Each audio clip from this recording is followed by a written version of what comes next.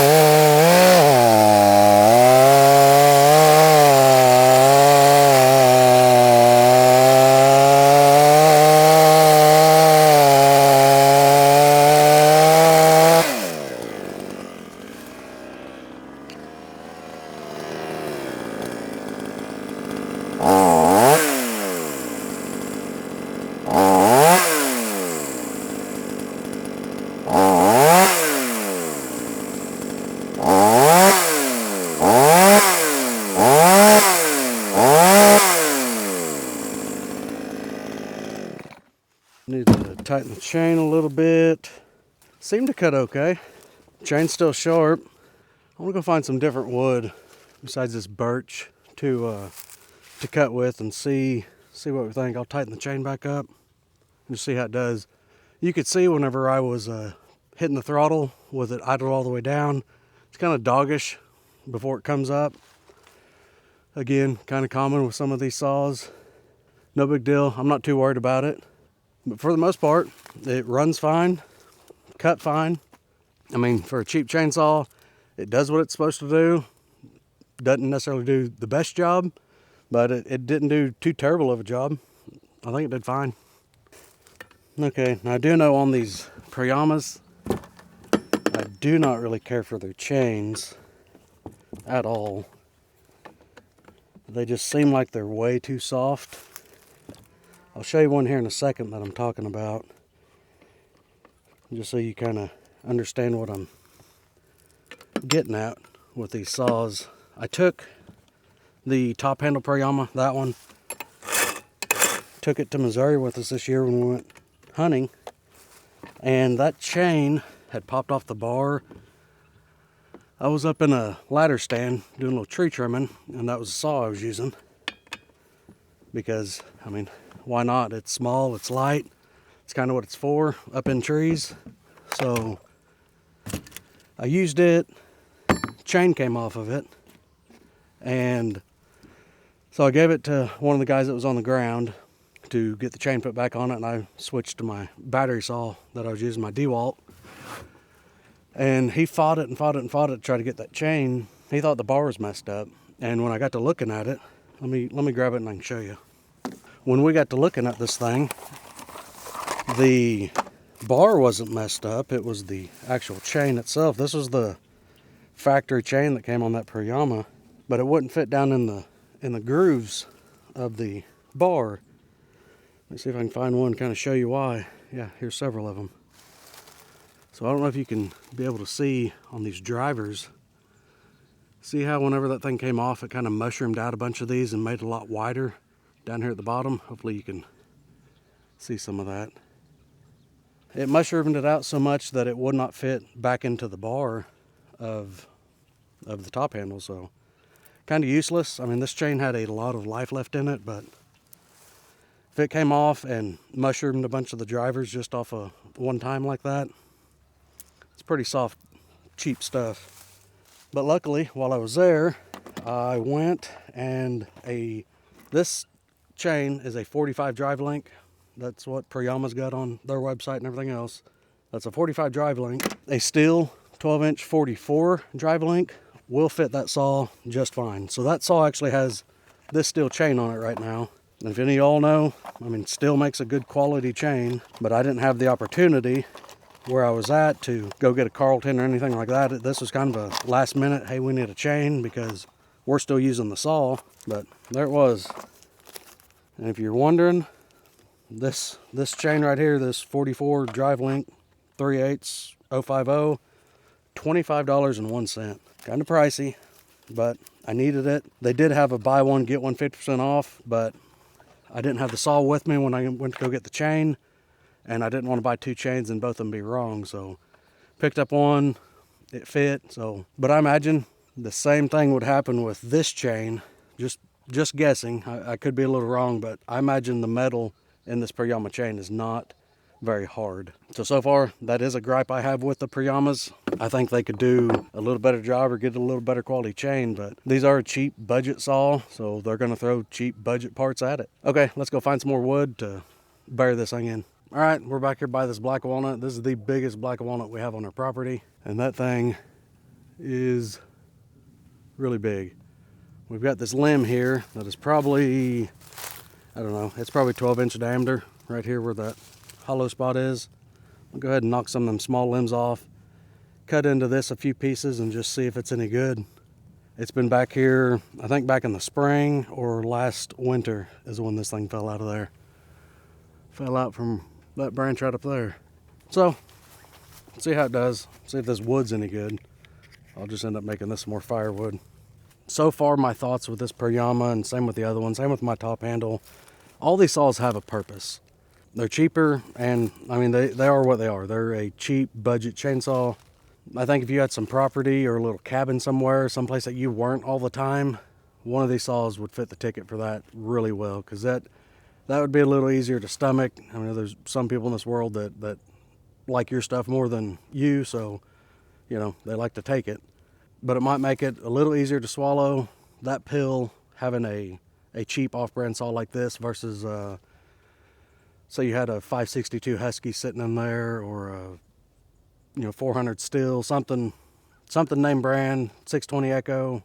Some of those places that, you may not be there every week or every few weeks or even every month.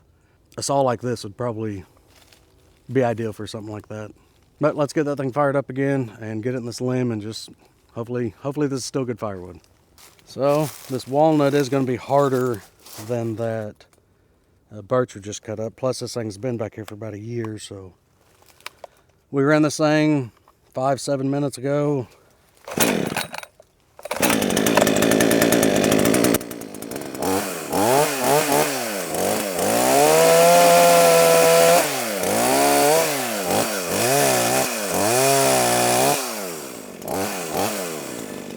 Let's see if it's any good.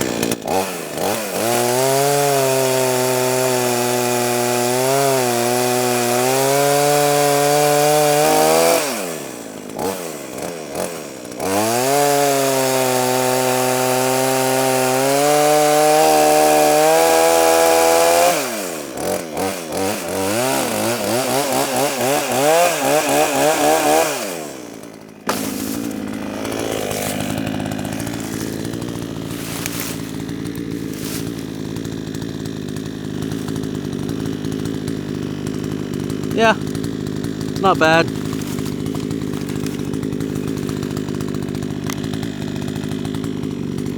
Okay.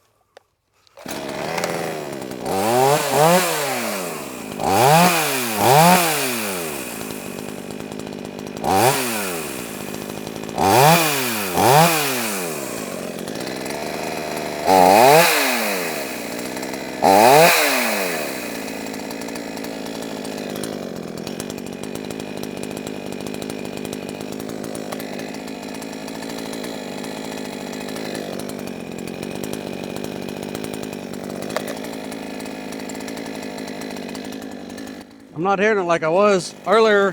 When I'd have it this way, it had a little higher pitch than having it that way. Which makes me think maybe one of the crank seals or both crank seals need replaced. Probably just one.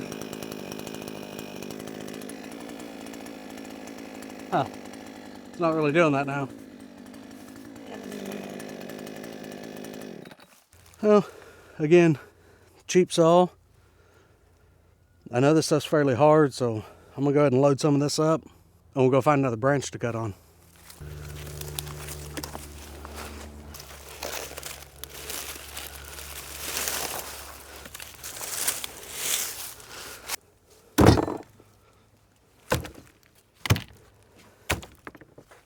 Some of this hickory is on the verge of not really being any good. That sapring's pretty doty on this. That's still hard. All that heartwood, all that looks good. Okay, let's go cut some more. Right up there, there's another, that's a big hickory branch or a top out of a hickory tree. that blew out. We'll go cut up on it some.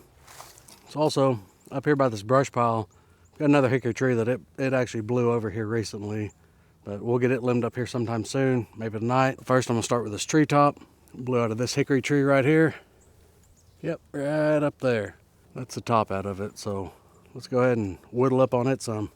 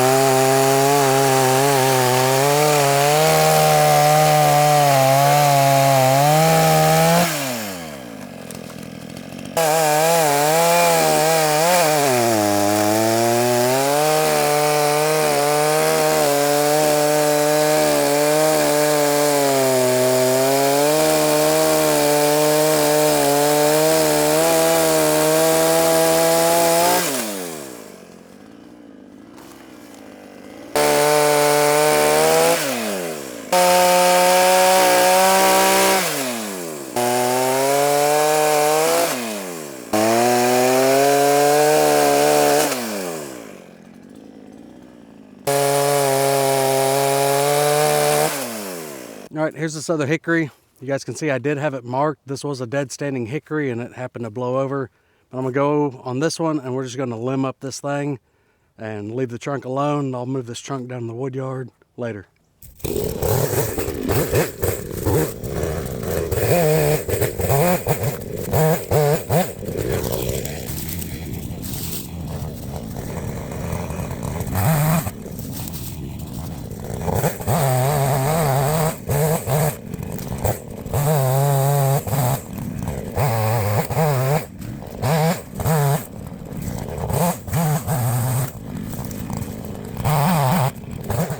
Well, chain came off. Let's see if this will fit back on or if it mushroomed it out like the small one. Okay, well, let's see what we can come up with.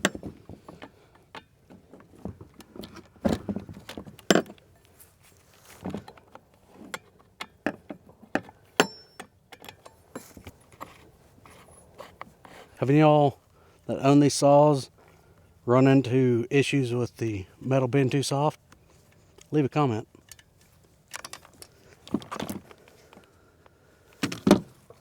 Pop this off real quick just so I can try to get a little better look at it. There's definitely a few links that show some sign. That one's got a burr on it. All of them right through here. Probably not gonna be able to see that. Maybe. Well, let's just see. Let's see if it fits. Now the other one on the top handle, it wasn't bad until it was time to kind of tighten it up some. Then it did not fit very well. The oil hole still cleaned out.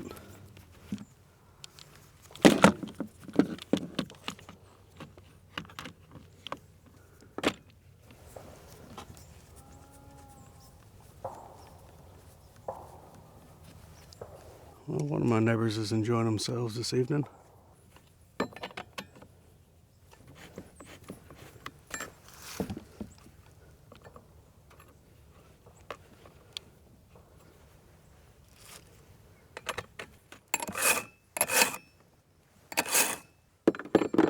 Okay, let's finish up on this hickory.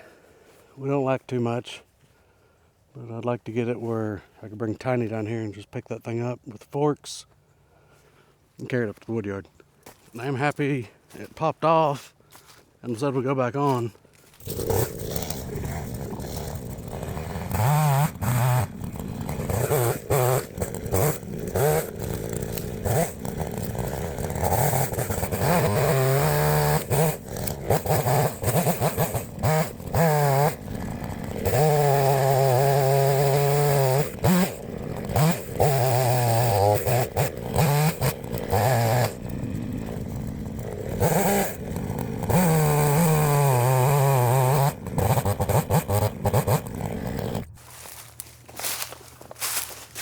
So everyone, leave a comment down below. Let me know your thoughts on that saw.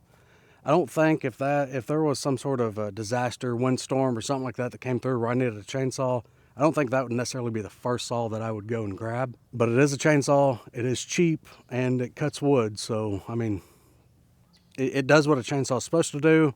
It just doesn't do it as efficiently or as good as some other saws do. But I think a lot of that is reflected in the price tag of that saw. I don't remember exactly what that saw cost, but I will go ahead and I'll leave a link to it down in the description if you're wanting to just kind of check that out. They got a few different models of chainsaws. The top handle, I'm still happy with it. It does fine, but it's no, top handle Husky, Steel, or Echo chainsaw. But overall, I am pleased with it. I'm glad that there is two of the exact same saw because I can set them both up to be identical. I want to do a muffler mod on one of them and open it up and just see how much of a difference that makes for that saw. But everyone, leave a comment. Let me know you're here. Let me know your thoughts on this saw. If you enjoyed the video, give the video a thumbs up. Consider subscribing to the channel if you're not already. And we'll see you guys in the next one. Thanks.